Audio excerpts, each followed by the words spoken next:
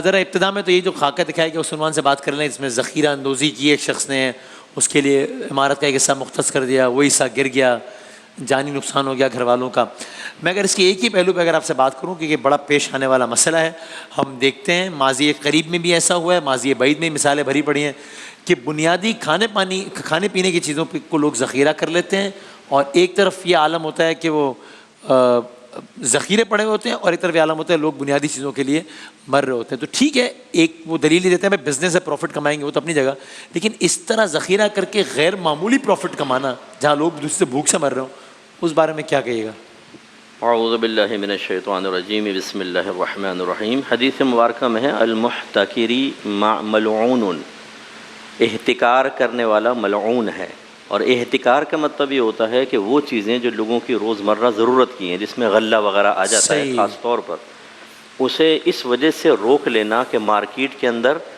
Shortage ہو جائے اور پھر ہم ان کی مجبوریوں سے فائدہ اٹھا کر مہنگا بیچیں۔ جب یہ چیز ہوگی تو پھر یہ لعنت کے زمرے میں آتی ہے کہ اللہ تعالیٰ اس کو رحمت سے دور کر دیتا۔ ہاں، اگر مارکیٹ میں اویلیبل ہے،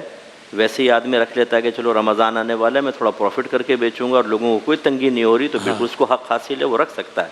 لیکن یہ احتکار کے لوگوں کی تکلیف کی وجہ سے، بلکہ تکلیف میں مبتلا کرنے کی نیت سے،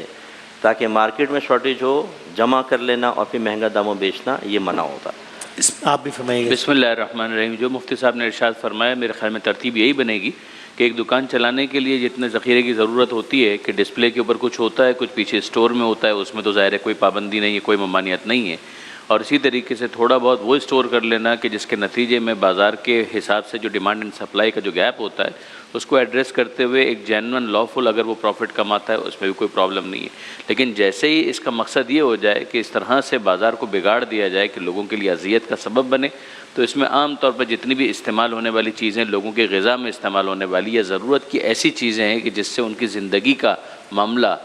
بن سکتا ہے، بگڑ سکتا ہے، تو اس میں غذا بھی آئے گی، اس میں بعض دواؤں کا بھی مسئلہ آ جائے گا۔ اب جیسے کووڈ کے ویکسین کا مسئلہ تھا، فرض کیجئے کہ ویکسین ہی کو کوئی اس وجہ سے ذخیرہ کرنا شروع کر دے کہ کچھ لوگ مریں گے تو ڈیمانڈ ایک دم بڑھ جائے گی، اور اس کے بعد پھر اس کا نفع جو ہے وہ دو چند ہو جائے گا۔ یہ تمام تر چیزیں اس اعتبار سے جائز دی ہوگی۔ بعض لگژری آئٹمز ہوتے ہیں، صحیح ہے، اس کے اندر تو مرضی ہے، فرنیچر کے معاملات ہو سکتے ہیں، زیورات کے معاملات ہو سکتے ہیں، وہ انسان کی زندگی اس کے اوپر نہیں ٹکی ہوئی ہے، صحیح ہے، لیکن یہ والے معاملات جو ہیں اس کے اوپر انسان کی زندگی ٹکی ہوئی، ٹھہری ہوئی ہے۔ صحیح۔